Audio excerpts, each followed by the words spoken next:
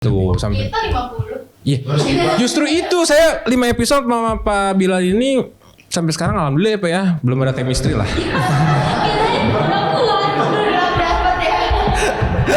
Baik Pak. Bukan. Apa sih namanya endorsannya nggak ada makanya. Woi, belum tahu. Ini meremehkan, belum tahu dia nanti. Oh, nanti ya, Denny. Nanti lihat. Memang sebelum saya renovasi studio ini Bapak harus mampir dulu ke sini karena kalau udah yang baru saya akan mengundang yang lebih dari Bapak. Enggak ini.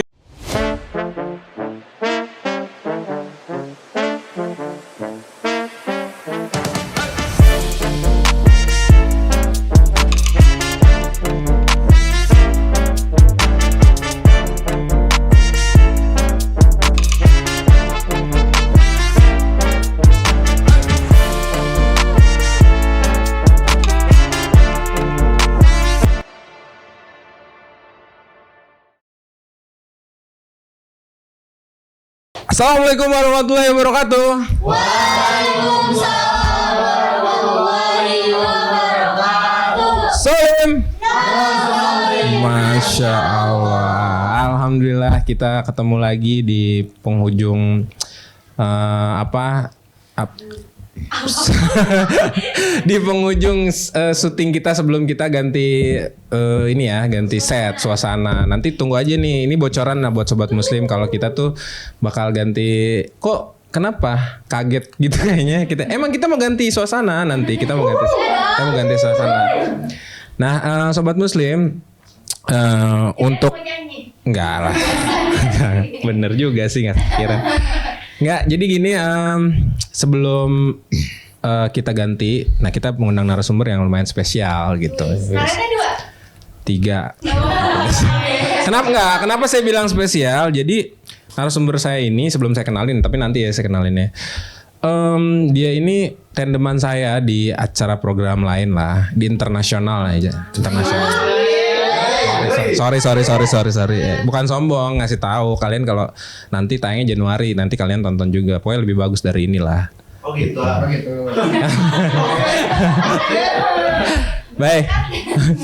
Baik sobat muslim. Oh iya saya lupa tuh, hampir lupa. Kembali lagi bersama saya Pagi. Papa Yogi. Nanti tahun baru ganti ya tuh tagline ya. Coba cari jangan pagi apalah gitu. Biar nggak bosan itu. Ah boleh lah. Baik sobat muslim, kita kembali lagi akan membahas tentang program-program yang ada di kehidupan sehari-hari ya, tentang jemaat Ahmadiyah baik secara general maupun secara jemaat Ahmadiyah. Mungkin sebelum saya memperkenalkan narasumber, saya akan baca dulu ada berita-berita menarik ya terkait tema hari ini. Apa ya temanya, saya lupa. Stigma versus realita ya. Nah ini ada sedikit berita nih sedikit berita nih sedikit berita nih. Ini lama ya. Oke, nah ini dia nih judulnya. Manusia mungkin punah bila tidak. Oh salah ini ya. Oh iya salah. Kenapa Ahmadiyah dianggap bukan Islam? Fakta dan kontroversinya. Waduh, ini luar biasa nih ya. Lalu selanjutnya, apa yang membuat jemaat Ahmadiyah sembahyang tidak di masjid sendiri, tidak bersama muslim lain? Nah, memang ini sering terjadi ya pertanyaan-pertanyaan di luar ya. Next, warga Ahmadi mengais toleransi di kota religi. Oke, terus yang mana nih? Oh ini, kami tidak mendeteksi. Mana ya? Sorry. Aduh. Ini ya di sidang MK peneliti LIPI nilai Ahmadiyah tak bisa dianggap sesat. Nah ini pro kontra berarti ya guys ya. Oke. Udah ya itu aja ya. Baik sobat muslim. Nah hal-hal berita yang ini memang sering ada pertanyaan gitu di masyarakat luas. Makanya dari itu kita langsung saja ke ahlinya langsung ya. Di depan saya ini udah ada narasumber Pak Bilal. Assalamualaikum warahmatullahi wabarakatuh Pak. Waalaikumsalam. Sebentar nak lewat sini ya. Oke. Oh iya. Sorry. Gak apa-apa. Bapak boleh. Bapak gak apa-apa. Gini saya kasih tahu. Bapak boleh bercanda di sini. Kalau di programming itu kan susah ya bercandanya. Kalau sini lepas aja, santai. Nah ini yang saya bilang ini tandeman saya di program lain yang internasional itu. Nah ini namanya Pak Bilal. Sampai sekarang kita udah berapa episode Pak? Sedikit ya kita mengulas nih. Berapa episode? 4 episode ya? Lebih tuh sampai. Kita 50. Iya. Justru itu saya 5 episode sama Pak Bilal ini sampai sekarang alhamdulillah ya Pak ya, belum ada chemistry lah.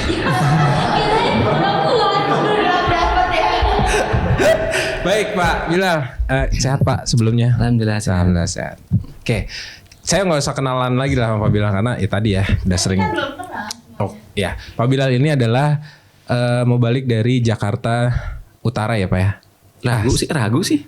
Jakarta Utara betul. Iya gitu ya gitu dong. Jangan ragu. Nggak, takutnya salah gitu, Jakarta Utara. Nah ya beliau sebagai mau balik sih sebenarnya gitu. Langsung aja kali ya kita tanya Pak, ini yang tadi berita-berita tadi tuh yang saya sebutkan nih. Iya.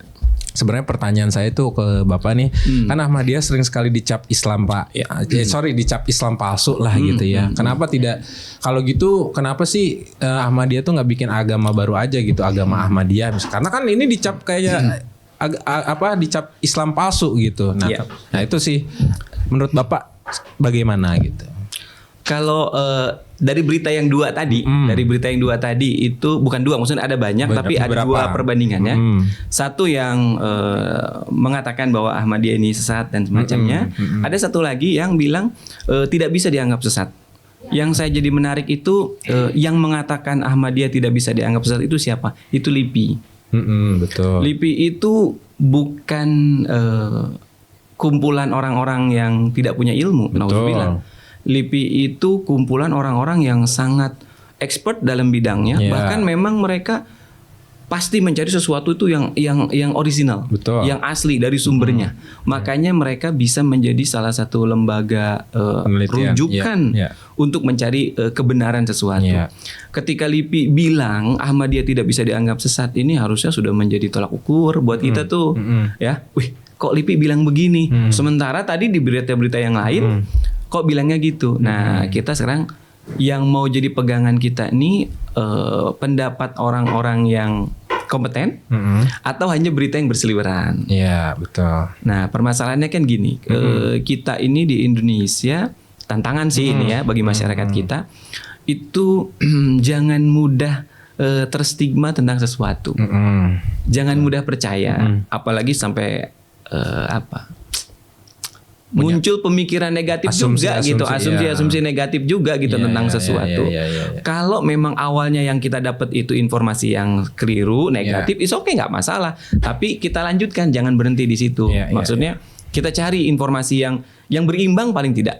Nah, apa yang berimbang? Nah, misalkan tadi dari LIPI misalkan gitu. Kenapa LIPI kok mengatakan Ahmadiyah tidak bisa dianggap sesat? Itu kan harusnya kan memunculkan rasa penasaran tuh, gitu. Harusnya begitu. Jadi mungkin gini, menurut saya Pak, bagi orang yang tadi ya kita bukan ngomongin masalah kompeten tidak kompeten ya, bagi orang yang awam menurut saya gitu, yang bukan dalam bidangnya seperti LIPI, mungkin kenapa mereka mungkin berasumsi seperti itu? Nah ini gimana ya tanggapan? Mungkin mereka menganggap kayak karena kan Ahmadiyah ini banyak secara realitanya gitu, tradisi Islamnya banyak yang tidak dilakukan. Contoh nih ya, seperti tahlilan, pawai obor, arak-arakan, maulid Nabi itu kan jarang dilakukan oleh Ahmadiyah gitu ya. Nah, tahlilan apalagi yang kita tahu gitu. Sedangkan realitanya kalau di masyarakat umumnya kan memang itu dilakukan. Nah, gimana? Mungkin gitu kali Pak, apa gimana? Coba. Standar keberagamaan seseorang sangat disayangkan kalau diukur berdasarkan tradisi ya. Karena banyak juga sih organisasi Islam yang lain yang mereka juga tidak melakukan hal-hal yang seperti itu gitu. Tapi tetap dianggap sebagai sebuah jamaah Islam, sebuah jamaah Muslim. Begitu juga dengan Ahmadi. Saya pikir ketika kita tidak melakukan sebuah tradisi atau kebiasaan di satu masyarakat, walaupun itu mayoritas ya kita katakan, kita tidak bisa dijudge itu sebagai bukan Muslim. Masyarakat harus berpikir lebih wise ya, bahwa standar Muslim atau tidaknya seseorang atau kelompok ya itu jangan diukur berdasarkan pelaksanaan tradisi, tapi berdasarkan apa yang disabdakan oleh pendiri agama ini atau pembawa agama ini, yakni Nabi Muhammad SAW. Kan kalau tidak tahlilan apa nggak dianggap Muslim? Kan tetap dianggap Muslim. Nggak pawai obor kalau pas Lebaran misalkan gitu atau pas Ramadan apa nggak dianggap Muslim? Kan tetap Muslim. Benar. Itu kan yang sebuah tradisi. Lalu bagaimana yang menjadi patokan standar Muslim menurut Rasulullah? Nah itu yang menjadi pegangan kita. Masyarakat harus ke sana berpikirnya. Sehingga nanti kita sebagai masyarakat Muslim ini punya tolak ukur yang pasti. Apa kata Nabi Muhammad? Misalkan ya, Nabi Muhammad SAW bersabda, man sholat sholatana wastaqbala qiblatana wa akala zabihatana fadzalikal muslim. Itu kan tolak ukur menurut Nabi seorang Muslim.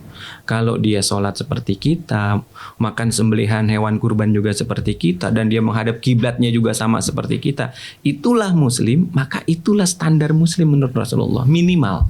Oke. Nah, misalkan gini, kembali kepada Ahmadi, kita sebagai seorang Muslim Ahmadi, masyarakat melihat memandang Ahmadiyah harus seperti apa? Coba pandang dari tolak ukur yang sudah disabdakan oleh Nabi Muhammad SAW. Oke. Kalau kita melihat tolak ukurnya berdasarkan apa yang disabdakan Nabi Muhammad SAW, kita terlalu berani menurut saya. Masyarakat terlalu berani kalau mengatakan kelompok lain yang tidak sama kelompoknya dengan dia bukan Muslim, itu menurut saya terlalu berani. Karena Nabi SAW sendiri memberikan definisi, katakanlah seperti itu. Itulah Muslim. Yang bukan Muslim itu sebenarnya yang mengaku Muslim tapi tidak pernah sholat. Itu pun oleh Nabi bukan dikatakan tidak Muslim. Iya. Hanya boleh, kalau saya merujuk kepada hadisnya, itu boleh dikatakan, kalau saya katakan ya, hanya disebut kufur. Kufur itu bukan berarti dia tidak Muslim. Oh, kufur ya berarti. Iya. Ya? Nah ini nih kufur. Kufur. Itu gofur. Itu gofur. Itu gofur. Gofur itu. Ini air masih ada. Ini gofur.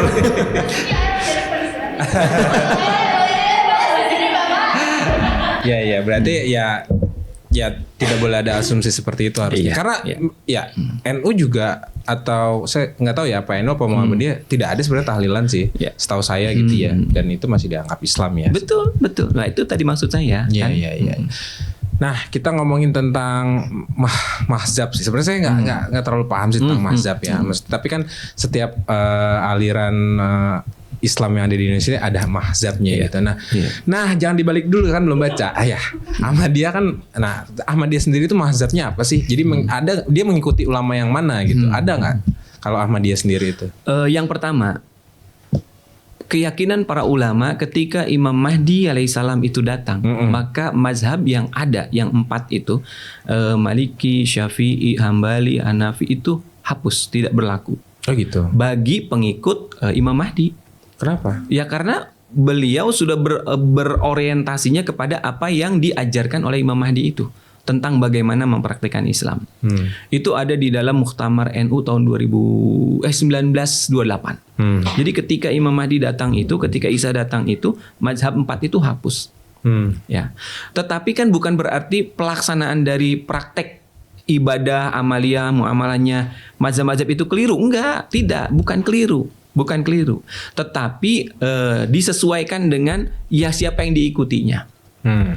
Contoh misalkan begini, pendiri Jamaah Islam Ahmadiyah Hadrat Mirza Ghulam Ahmad sebagai Imam Mahdi dan Masih Maud alaihissalam, sebelum beliau menjadi Imam Mahdi, sebelum beliau mendakwakan diri sebagai Isa yang dijanjikan, beliau secara amaliyah prakteknya itu mazhabnya Hanafi. Hanafi.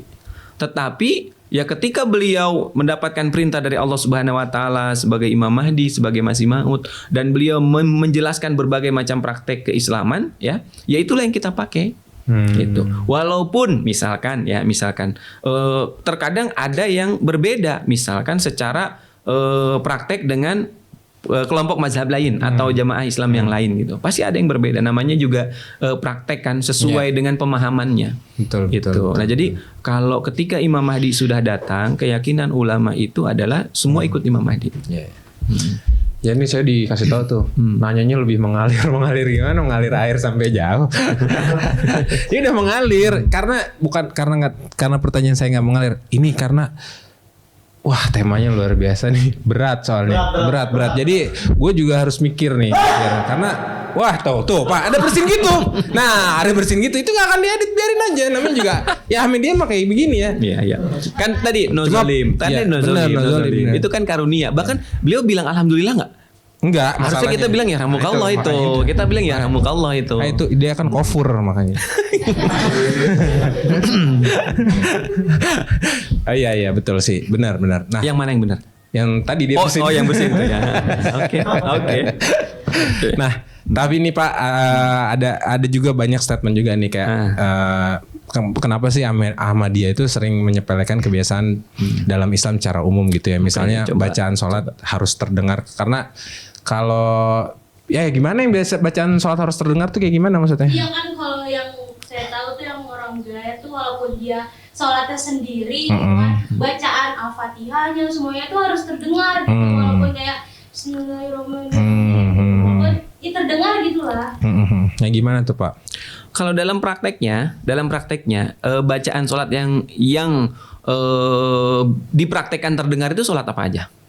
Sholat maghrib, sholat isya, sholat subuh. Nah itu, ya sudah itu aja kita praktekkan. Maghrib, isya, subuh keluarkan suaranya. Zuhur, asar nggak usah. Kan prakteknya seperti itu. Itu aja yang kita praktekkan. Jadi Ahmadi juga begitu sholatnya. Terus misalkan kalau ada orang yang sholat sendiri mempraktekkan dengan cara disuarakan atau dikeraskan bacaannya, ketika dia sholat maghrib, isya, subuh, ya nggak apa-apa. Ya. Tapi kalau misalkan walaupun bukan Ahmadi ya dia mempraktekkan disuarakan sholat duhur, pasti diketawain orang. Iya sih. Pasti diketawain orang. Jadi memang prakteknya begitu. Kan kita semua sholat begitu. Maghrib, isya, subuh disuarakan. Tadi produser mau tanya apa tadi? Kalau yang gini Pak, yang kalau kita ada orang takbiratul ihram gini, tapi ketika mau ruku gini lagi, nah kita tuh nggak ada wajib kan? Ya. Oh ini takbir Allah. Apa itu? Rofa'iyadain mengangkat kedua tangan. Iya betul. Jadi gini, praktek mengangkat kedua tangan itu yang umum dilakukan itu semuanya diangkat. Ya. Ketika pertama kali, ketika mau ruku, ketika mau bangun dari ruku atau itidal ya. Kemudian bangun dari sujud, itu memang hadisnya ada yang mengangkat ke semuanya. Tetapi tidak menutup kemungkinan praktek yang lain juga ada. Gitu. Contoh misalkan gini, yang rofa'iyadainnya itu hanya di takbiratul ihram awal. Iya. Gitu. Jadi ya itu pun ada prakteknya. Oke. Inilah namanya fikih. Fikih itu kan dari makna pemahaman. Orang kalau dia pemahamannya luas, terutama misalkan para orang-orang alim ya, mereka tidak akan mempermasalahkan itu, ya, tidak akan mempermasalahkan orang yang angkat tangan berkali-kali dengan orang yang angkat tangan satu kali, karena kedua-duanya ada contohnya. Secara garis besar berarti yang dilakukan kedua-duanya itu benar. Betul. Jadi sah-sah saja. Sah-sah saja. Gitu. Jadi kalau memang mengangkat tangan dari awal, rakaat kedua, rakaat ketiga itu nggak akan dibilang tidak benar. Betul. Gitu. Jadi itu benar-benar saja. Gitu. Betul. Oke. Berarti memang bukan satu hal larangan di Ahmadiyah untuk enggak juga.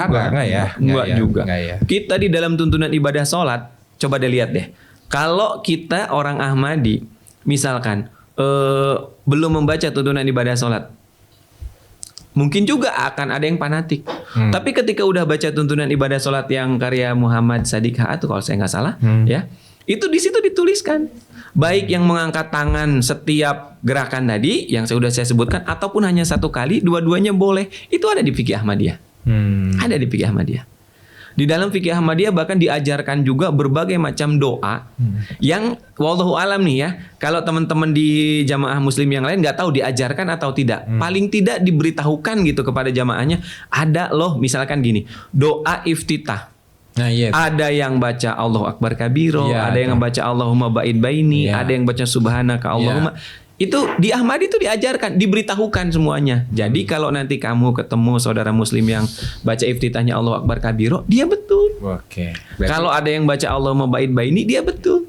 Gitu. Oke. Nah, ini sebenarnya gini Pak, ini saya nanya, berarti kalau nanya ini 2 kali nih ke Bapak, karena waktu kita di program lain sebenarnya udah ditanyain. Nggak apa-apa biar mereka tahu bahwa ini tuh udah dibahas sebenarnya. Nah, ini ada pertanyaannya, kenapa Ahmadiyah tidak sholat di masjid selain Ahmadiyah? Waktu itu saya pernah tanya di program. Mungkin sobat muslim juga mau tahu gitu, kenapa kita tidak sholat di masjid lain? Ini menurut saya tidak betul. Tidak betul. Tidak betul. Kalau kita lagi di stasiun, sholat ya. udah mepet, kita mau sholat di mana? Benar. Masjid stasiun lah. Betul. Iya kan? Betul. Atau misalkan kalau kita di kantor nih, di kantor kita jauh dari masjid jemaat, kita mau sholat di mana? Kalau udah nggak bisa keluar, ya pasti di tempat sholat yang disediakan oleh kantor. Iya. Atau misalkan kita ya dalam kondisi seperti itu, artinya begini, Islam itu mengizinkan setiap muslim untuk sholat dimanapun, kecuali di mana? Gereja. Ya di gereja aja kalau memang terdesak itu boleh. Kamar mandi. Nah, itu maksud saya. Sedikit cerdas sos kita. Itu maksud saya. Ketika Islam memperbolehkan kita untuk sholat dimanapun, tidak mungkin Ahmadi melarang umatnya atau jamaahnya untuk sholat di masjid lain. Iya, karena masjid kan rumah Allah. Betul. Artinya kita boleh sholat dimanapun, ya. Bisa sholat dimanapun, bisa. Kalau ada yang bilang orang Ahmadi nggak bisa sholat di masjid umum, siapa bilang? Kalau kita di rest area masuk tol, Iya, kita sholat di situ. sholat di masjid rest area bisa. Iya, betul. Berarti salah itu statement itu. Bukan pertanyaannya kan yang salah kan? Kenapa? Kalau soal diimamin sama yang gaya gimana? Nah, kalau itu sebentar, hostnya yang mana sih? Enggak, ini Oh, bebas. bebas ya. Oh, bebas. Kita bukan acara internasional itu. Oh, gitu. Iya. Oh, ini boleh nih jawab pertanyaannya Boleh nih. dong. Jadi asisten host. Iya, boleh. Ya, jadi gini, berkenaan dengan tidak bermakmum kepada yang lain, bukan hanya jamaah Islam Ahmadiyah yang mempraktekkan hal ini. Banyak kelompok Muslim yang lain pun seperti itu. Apa sih yang melatar belakangi? Nah, ini juga yang harus dipahami. Ya, kenapa Muslim Ahmadi tidak bermakmum kepada saudara Muslim yang lain? Yeah. Ini berkaitan dengan makmum aja ini. Yeah. Ya, karena yang pertama itu kita harus pahami sejarahnya. Yang kedua, ya, kita harus melihat kondisi. Nah, ini kita main sejarah aja deh. Dulu Hadrat Mirza Ghulam Ahmad sebagai Imam Mahdi dan Masih Maud alaihissalam, sebelum orang-orang para ulama di India pada waktu itu memfatwakan kepada beliau kafir, ya, dan tidak melarang seorang Muslim Ahmadi atau murid-murid dari Hadrat Masih Maud ini untuk sholat di tempat lain, itu Hadrat Masih Maud tidak melarang.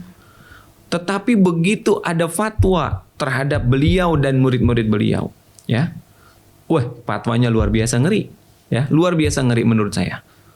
Sampai akhirnya apa? Kita pun istilah kasarnya itu tidak boleh mengimami, ya. Kalau kita sedang sholat, misalkan nih, kita sedang sholat, ya, itu nggak boleh kita bersatu dengan mereka. Bahkan fatwanya itu mengerikan. Seorang istri wanita Ahmadi, ya, itu boleh dinikahi tanpa harus diceraikan. Fatwanya sampai ke sana. Dan sekarang lebih ngeri lagi fatwanya yang ada di Pakistan, ya kan? Kita bahkan tidak boleh mengucapkan kalimat-kalimat yang bernuansa Islam. Coba bayangkan. Sampai seperti itu fatwanya kepada Ahmadiyah. Iya.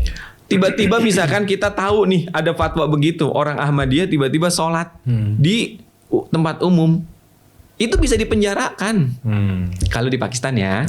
Kalau di Pakistan itu saudara Ahmadi nggak boleh azan, karena kalau azan dipenjarakan. Coba bayangin fatwanya sampai seperti itu. Nah, karena fatwanya seperti itu, ya, akhirnya apa? Ya sudah, misah saja. Iya. Jadi kan sangat logis. Histori sejarahnya. Apalagi kalau kita melihat kepada sejarah di dalam Islam. Kang Yogi, sejarah di dalam Islam, jangan dikira para sahabat dulu juga mempraktekannya nyaman-nyaman saja, tidak. Sampai-sampai ada seorang sahabat yang dijadikan gubernur atau diutus sebagai utusan dari khalifah, ya, saya lupa waktu itu. Jadi ada seorang sahabat diminta jadi imam beliau. Kalau saya tidak salah di Kufah atau di mana gitu. Beliau tidak mau mengimami mereka itu, sahabat-sahabat jamaah muslim itu sholat bersama, beliau nggak mau. Apa alasannya? Kalau kamu beat ulang kepada khalifah, baru saya mau mengimami sholat kalian. Sampai begitu Kang Yogi. Jadi di zaman para sahabat itu terjadi. Nah, apalagi kita difatwakan, nauzubillah ya. Seperti tadi yang diberitakan, Ahmadiyah itu bukan muslim, Ahmadiyah itu sesat. Orang memfatwakan begitu, lalu kemudian kita bermakmum kepada orang yang memfatwakan kita sesat. Bagaimana logikanya? Iya, benar. Kan? Jadi secara nurani tidak masuk gitu. Secara nurani tidak masuk. Saya sih udah paham sebenarnya yang Bapak jawab tadi. Iya kan, ini pertanyaan kedua. Iya, makanya enggak, dia yang belum paham. Memang kurang kejematan ya, Pak. Oh gitu ya. Memang Waktu kemarin Kang Yogi juga kayaknya Kang Yogi juga waktu kemarin gitu dah. Iya. Iya. Berarti kemarin kurang kejematan. Oh, iya, sekarang betul. udah enggak. Cok, diminum dulu lah, Pak. Udah habis. Nanti ganti, tapi nanti pas off aja. Nah, Pak, tapi masih ada pertanyaan lagi nih. Jadi kan tanggapan atau apa sih keyakinan Ahmadiyah soal kemenangan Islam di akhir zaman tuh Pak? Ada segmen iklan dulu nggak? Nggak ada sih. Oh, nggak ada, langsung belum jawab ya? Iya langsung jawab gitu. Ininya, Ya nanti Pak, nanti kan kita ada segmen. Bukan. Apa sih namanya, endorsannya nggak ada makanya. Woi, belum tahu. Meremehkan, belum tahu dia nanti. Oh, nanti ya, Denny. Nanti lihat. Iya. Maksudnya saya sengaja ngasih tahu ke yang lain bahwa Nanti Pak, surprise, iya. surprise. Biar banyak endorsan nanti yang masuk. Bapak jawab dulu deh. Oh, jawab dulu ya. Enggak, jokes-jokesnya gue selalu gitu sama Pak Bilal. Jadi memang chemistry udah belum dapat sama Tadi sekali. katanya belum. Iya tadi. Nah ini Pak, apa keyakinan sama dia soal kemenangan Islam di akhir zaman Pak? Mau yang mana jawabnya? Oh, dua-duanya deh saya kasih tahu deh. Boleh, Kasihan boleh. kalau saya kasih tahu satu kasihan. Boleh. Iya, kasihan takut nggak lengkap ya. Iya, Takut nggak lengkap kasihan. Benar. Nomor 1. Sebagaimana yang Allah Subhanahu Wa Taala firmankan berkenaan dengan Islam itu kan Allah Taala berfirman liyuzhirahu ala dini kulli. Yaitu supaya unggul di atas setiap agama. Oke. Tentu definisinya ya bisa jadi juga secara kuantitas, secara jumlah. Dan kita lihat memang untuk sempurnanya firman Allah Ta'ala itu mulai dari Rasulullah SAW diutus sampai saat ini. Bahkan ada sebuah analisa, ada sebuah apa istilahnya ya? Iya, analisa lah begitu. Tahun 2100 jamaah umat Islam ini akan unggul di atas semua agama. Oke. Tahun 2100 diprediksikan. Ketika itu sempurna, maka itulah liyuzhirahu ala dini kulli. Tetapi kan ketika bicara Islam, kita tidak hanya berbicara jumlah. Karena terkadang jumlah itu malah mengkhawatirkan tuh. Buat apa jumlah banyak tapi kualitas lemah? Setuju. Nah, dan Rasulullah SAW juga menjelaskan berkenaan dengan kualitas dari umat ini. Semakin jauh dari Rasulullah, maka kualitas umat Islam ini semakin turun. Sampai-sampai dikatakan oleh Rasulullah SAW itu, istilahnya itu laukanal imanu indas suraya. Jadi kualitas keislaman umat ini, itu keimanannya itu seperti ditarik ke langit. Saking apa? Kualitasnya menurun. Maka kiamat dalam definisi ini yaitu ketika kualitas umat Islam secara keimanan itu meningkat. Saya mengambil definisi ini dari mana? Dari sabda Hadrat Imam Mahdi dan Masih Maud alaihissalam. Beliau pernah bersabda di satu kesempatan, kalau di dalam literasi kita ada di dalam buku Baiat. Beliau bilang seperti ini, bahwa tujuan kedatanganku ke dunia ini bukanlah supaya kalian kesana kemari hilir mudik menjelaskan tentang kewafatan Nabi Isa. Bukan itu tujuanku, masih sangat jauh. Itu sudah aku luruskan, kata Masih Maud. Tapi tujuanku adalah aku ingin melihat atau tujuanku adalah supaya orang-orang di dalam jemaat ini memiliki hubungan yang istimewa dengan Allah Ta'ala. Tuh di headline. Memiliki hubungan yang istimewa dengan Allah Ta'ala. Apa sabda Masih Maud? Seandainya ada 40 orang saja. Jadi kalau Kang Yogi ke 41 nggak masuk tuh Kang gitu.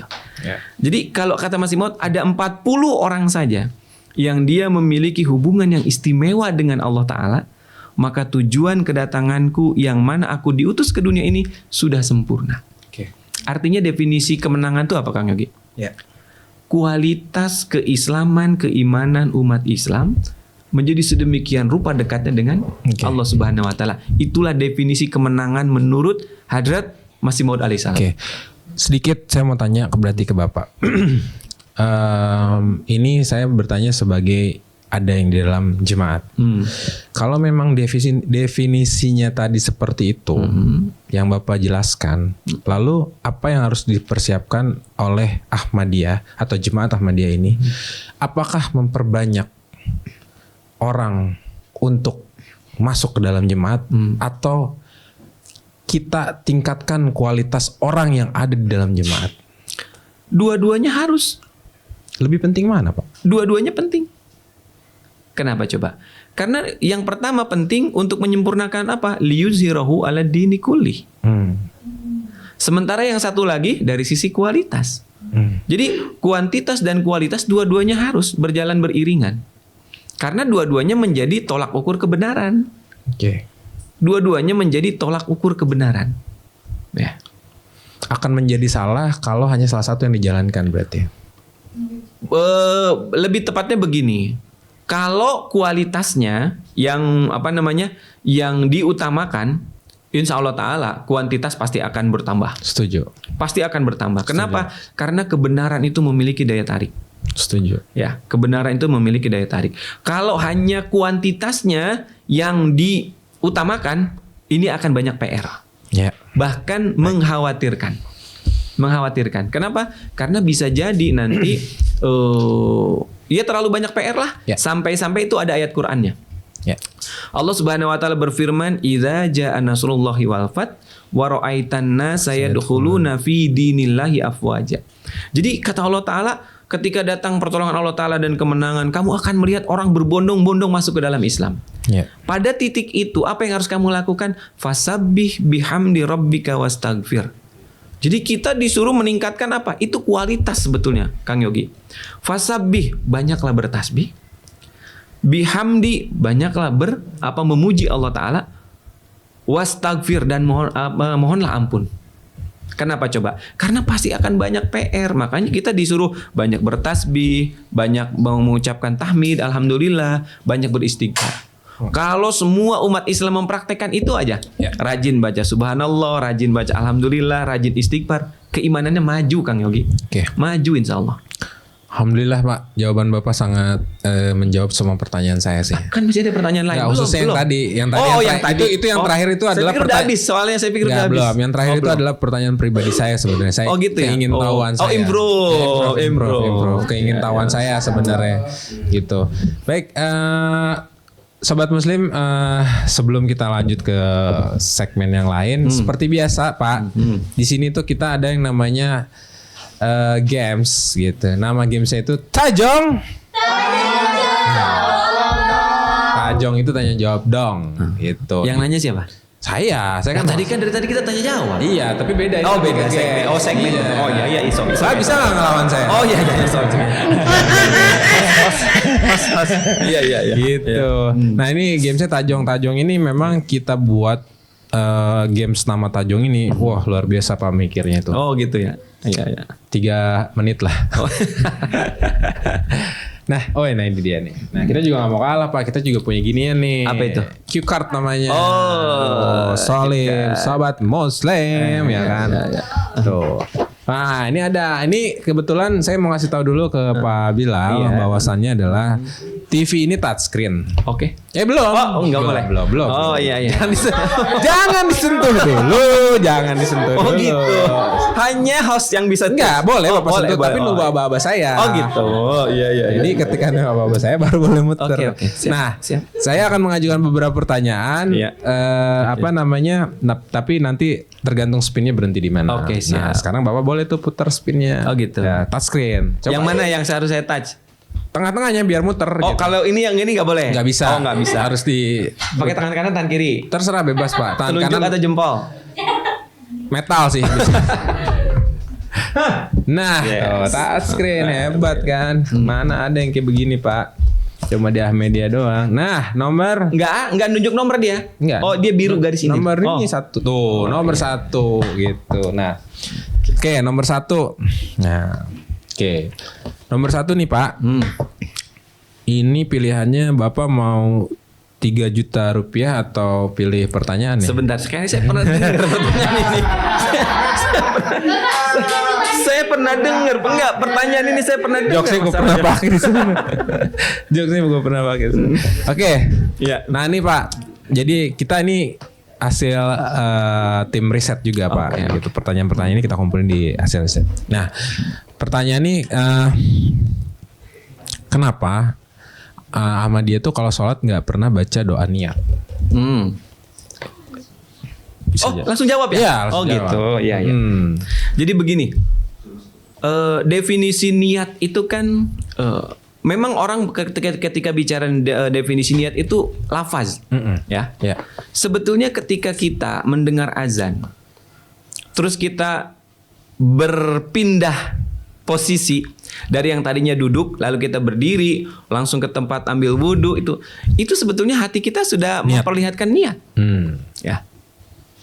Dan mari kita lihat definisi sholat. Dari kita SD, SMP, SMA sampai kuliah mungkin. Sebenarnya sholat itu apa sih definisinya? Ada yang tahu nggak ibadah sholat itu apa definisinya?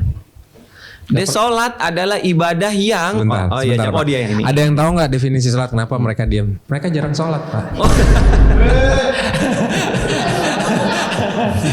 Tahu nggak definisi sholat secara ini, secara umum? Definisi sholat itu adalah sholat adalah ibadah yang diawali dengan takbiratul ihram. Makanya Bapak salah kan? Saya udah bilang mereka jarang sholat. Bukan waktu kelas itu, materi itu, SKS itu, kayaknya dia nggak tahu di mana posisinya. Iya sih. Sholat adalah ibadah yang diawali dengan takbiratul ihram dan diakhiri dengan salam. Itu sholat. Maka ketika kita sekarang pemahaman ini bukan hanya di Ahmadi, di umum juga pemahamannya sudah disampaikan demikian. Jadi ketika kita sudah wudhu, berpakaian rapi, sudah siaplah untuk sholat, menghadap kiblat, Allahu Akbar, langsung bilang Allahu Akbar, fokus dengan bacaan sholat sampai salam, kita sudah sholat itu. Niatnya kapan? Ya niatnya dari sejak kita mendengar azan lalu mempersiapkan segala sesuatunya ketika akan sholat, itu sudah masuk kategori niat. Nah, itu.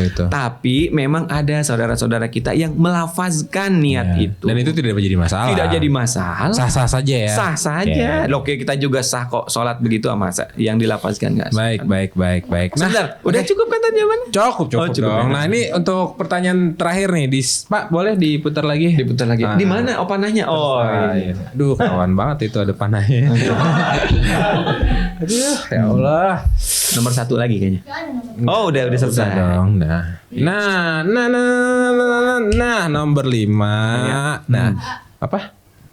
Iya. Oh, itu nomor 2 ya. Oke. Oh, ini titipan pertanyaan kamu nomor 2. Gitu. Padahal ini nomor 5, dia pengen ditanya nomor 2. Ini titipan pertanyaannya. Titipan pertanyaan dia nih. Nih titipan pertanyaan dia nih ya. Kenapa akad dan walimah dalam Ahmadiyah tidak boleh dilakukan dalam 1 hari? Ini kayaknya mungkin dia mau persiapan kawin. Bahasanya saya luruskan. Iya. Yang pertama bukan tidak boleh, tapi tidak dibiasakan. Ya. Ya. Kalau tidak boleh definisinya haram. Betul. Tidak dilakukan tapi haram. Kalau tidak dibiasakan itu memang itu yang kita ajarkan. Kenapa? Karena tujuannya adalah supaya antara akad dan walimah atau resepsi itu menjadi salah satu bentuk pengumuman. Iya, betul. Jadi harus dipahami walimah atau resepsi itu pengumuman. Ya. Pengumuman seandainya kedua belah pihak laki-laki dan perempuan, istrinya di kemudian hari hamil, kalian sudah tahu bahwa ini sudah suami istri gitu. Iya. Jadi memang tujuannya itu ya. Jadi harus dipahami seperti itu. Sekali lagi ya, bukan tidak boleh, tapi tidak diajarkan demikian gitu. Supaya ada selang sehari, supaya mempelai ya suami istri ini mereka misalkan setelah bertemu gitu ya, nanti mereka kemudian ada hamil, istrinya itu nggak sudah diumumkan gitu. Betul. Maksudnya. Saya pernah nonton ada di YouTube gitu. Jadi Restu Tablik ya Pak. Beliau membahas tentang Restanata. Memang tidak bukan tidak dibolehkan. Kalau tidak boleh haram dong. Betul. Iya. Jadi memang melakukan apa yang Nabi Muhammad SAW tuh praktekan gitu. Jadi kita membiasakan itu. Jadi bukan tidak dibolehkan. Salah tuh kalau bahasa tidak dibolehkan gitu. Iya, betul. Kayak gitu. Tapi kan balik lagi kita harus mengikuti siapa yang mengikuti Nabi Muhammad SAW. Gitu. Tuh lihat. Tahu kan ilmunya? Karena udah pernah nikah, jadi tahu lah, harus riset lah akan hal itu. Baik Pak Bilal, pertanyaannya sampai situ saja. Nah, nomor 3, tanyaan titipan lagi nih. Nggak perlu di spin lagi? Nggak perlu. Nggak perlu langsung ya, otomatis. Ntar takut keluarin muncul nomor 4 kan. Kenapa perempuan Ahmadiyah suka sholat Jumat? Nah itu, kita udah pernah bahas juga ini. Betul. Boleh, saya jawab lagi? Boleh. Oh iya. Kenapa orang wanita Ahmadiyah suka sholat Jumat? Alhamdulillah banget tuh. Daripada yang nggak suka? Iya kan? Mendingan yang suka bagus. Oh. Iya kan? Bagusan yang tadi. suka kan? Tadi gimmicknya enggak gitu ya? Tadi harusnya gimmick gini. Oh. Gitu. Bagusan yang suka daripada nggak suka kan? Coba deh. Ibadah. Bener. Ada yang suka ibadah, sama yang nggak suka ibadah. Bagusan mana? Suka. Bagusan yang suka lah. Bener sih. Cukup jawaban begitu? Atau mau Nggak, jawaban yang ada lain? yang Oh, yang lainnya.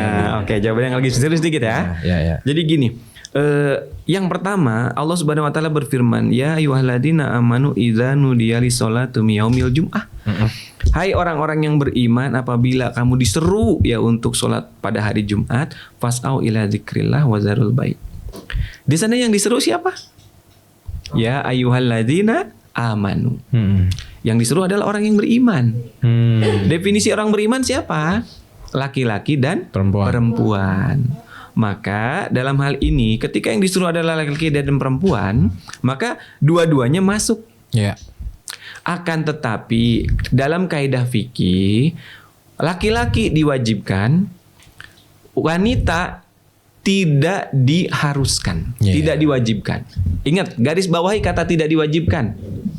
Tidak diharuskan. Bukan tidak dibolehkan. Bukan dilarang. Bukan dilarang, iya. Kayaknya jawaban itu pernah saya kasih tahu deh, makanya bisa saut barusan. Makanya kan beda, itu kan cara internasional. Oh iya. Cuma kan acaranya biasa aja. Ingat, dibolehkan untuk sholat Jumat. Iya. Tidak dilarang. Iya. Saya tanya, ada nggak yang melarang sholat Jumat? Nggak Fikih mana yang melarang wanita sholat Jumat? Nggak ada. Bahkan kalau wanita juga ikut sholat Jumat, maka gugurlah kewajiban sholat duhurnya. Oh, gitu. Artinya apa? Sama posisinya seperti bapak-bapak sholat Jumat. Iya. Cuma bagi wanita boleh silakan tidak sholat Jumat. Iya. Itu yang harus dipahami. Jadi bukan dilarang, wanita tidak sholat diwajibkan. Jumat. Tidak diwajibkan, Iya. Tapi bukan dilarang. Iya. Jadi ini teman-teman harus pahami. Ya, gitu ya. Jadi kalau wanita Ahmadi suka sholat Jumat bagus nggak? Bagus. Gitu. Kalau wanita Muslim suka sholat Jumat bagus nggak? Bagus. Kalau wanita suka sama saya bagus. Enggak juga. Enggak juga. Baik Pak Bilal. Aduh nih kita harus ada. Nah ini Pak, Bapak tadi bilang kita nggak punya apa namanya? Endorsan. Endorse dulu kali. Mas endorse dulu dong. Boleh. Endorse dulu lah. Kata siapa kita? Kita nggak punya endorse. Ini nggak apa-apa tim. Katanya air nggak ada. Nanti kan dia ini. Air nih air putih aja. Masuk endorsan boleh masuk, air minum nggak boleh masuk, gimana sih? Ini endorse. Apalagi endorsannya harus dicicipin. Pasti. Ini bukan sembarang endorse, Pak. Jadi ini tuh Ahmadiyah tuh selalu mengangkat UMKM yang ada di daerah Bogor gitu. Nah, ini salah satunya UMKM dari Binadel ya. Nah, Ganti dong screennya ganti iklan dia. nggak perlu, kita ada editan di sini. Oh gitu. Ya, jago lah editan Oh kita. gitu. Mampu bersaing silakan pamit. Ya, oke gas, tambah 2 torang gas.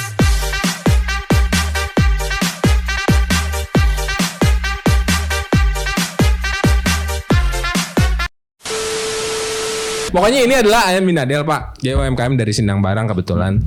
Ini ayam Binadel ini dia ngejual ayam mentahannya juga, ayam potong sama ya sekarang nih ada yang bisa langsung dimasak ya.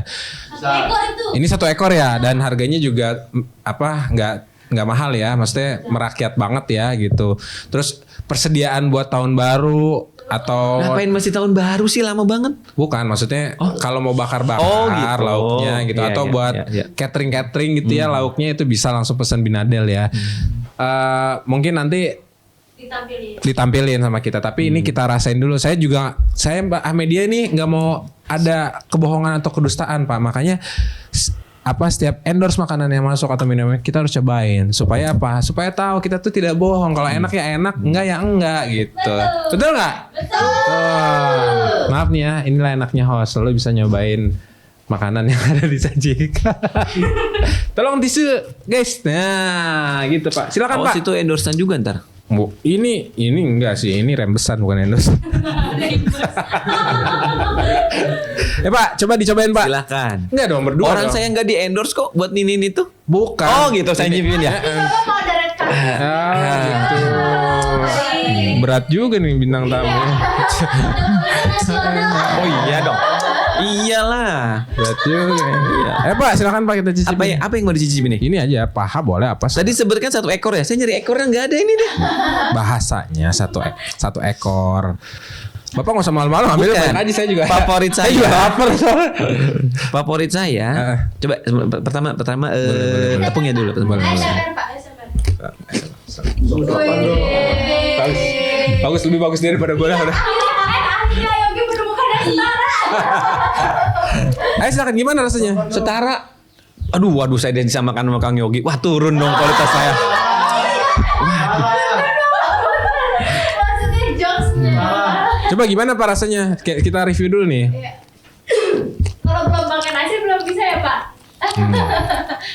Tahu nggak apa yang saya suka dari ayam? Apa? Tulang muda. Terus gimana rasa tulang mudanya? Tulang mudanya?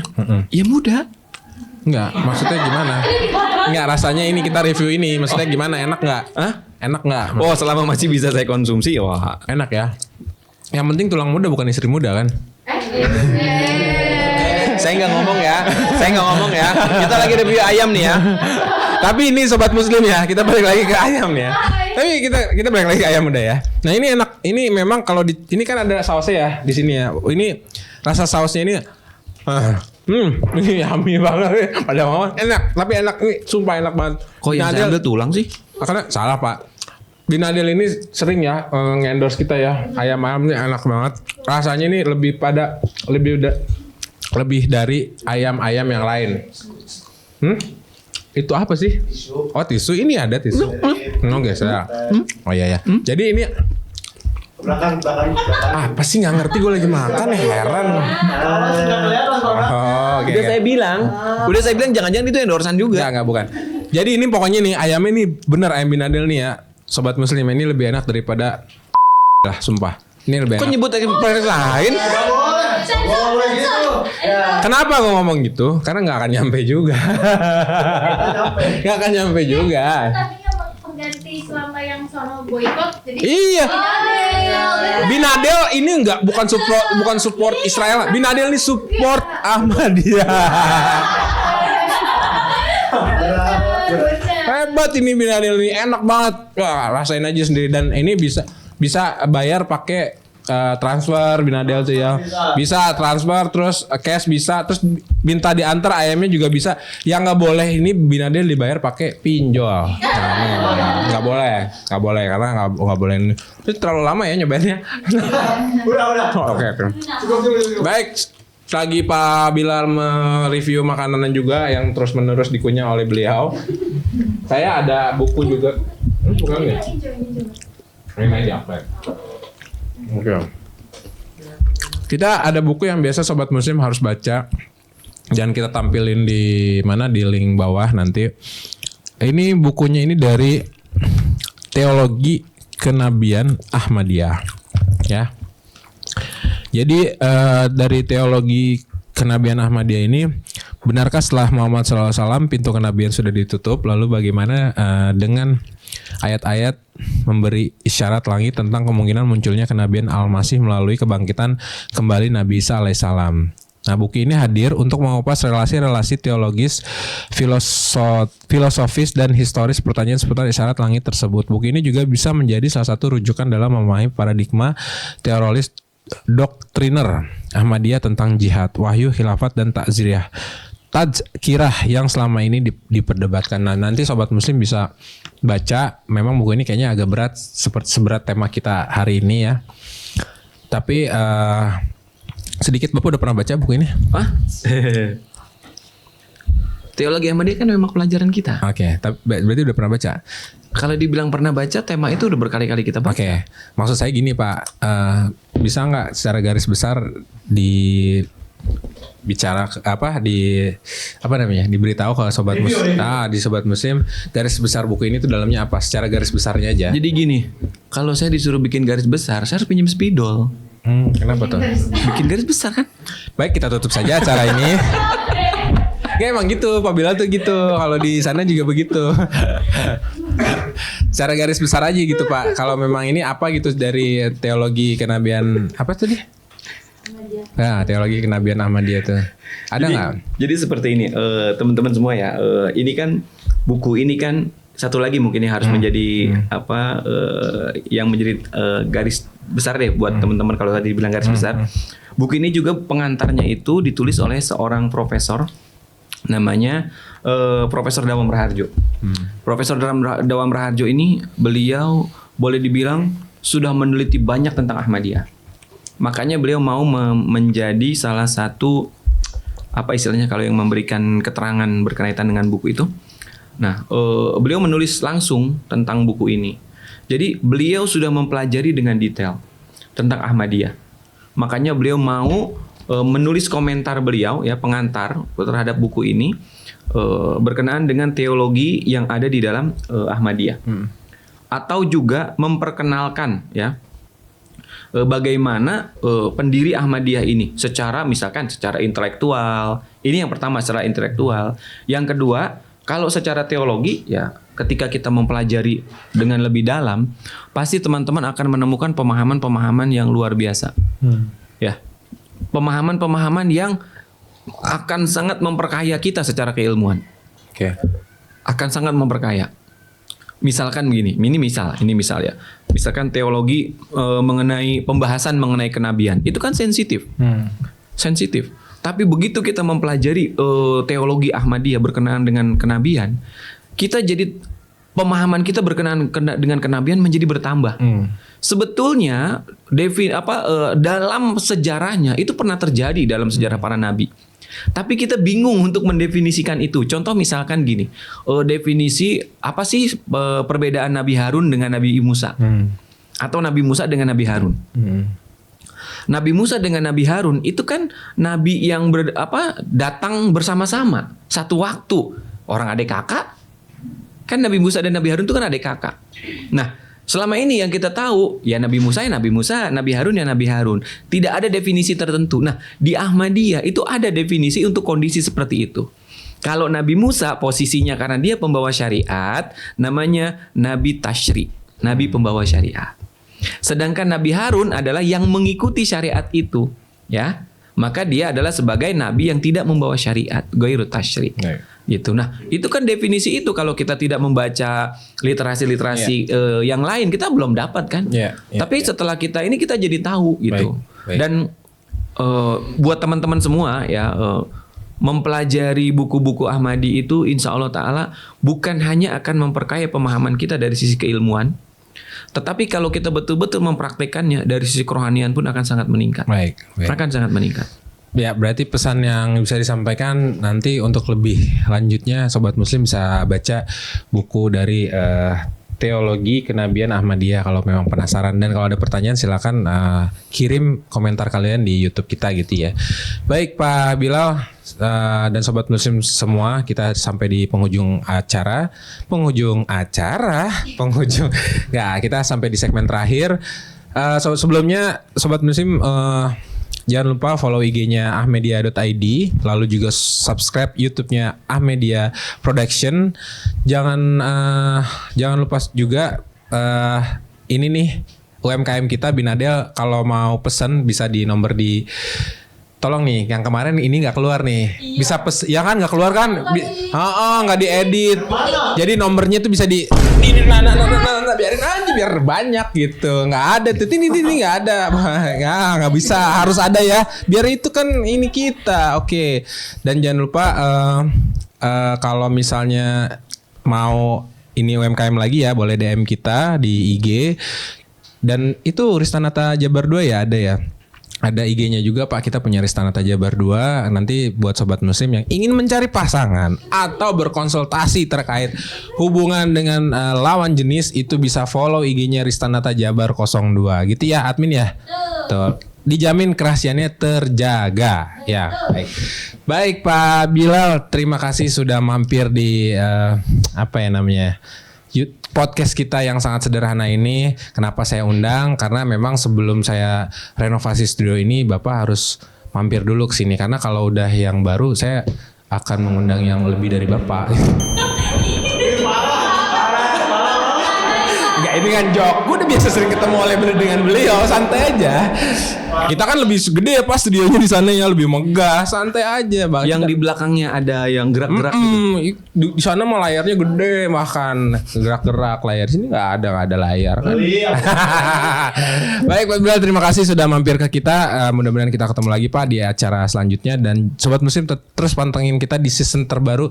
Kemungkinan ini adalah season 2 episode terakhir ya. Nantinya akan ada Insya Allah nantinya akan ada season ketiga dengan konsep yang baru dan warna baru insya Allah.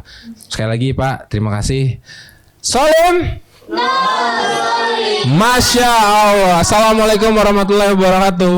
Assalamualaikum.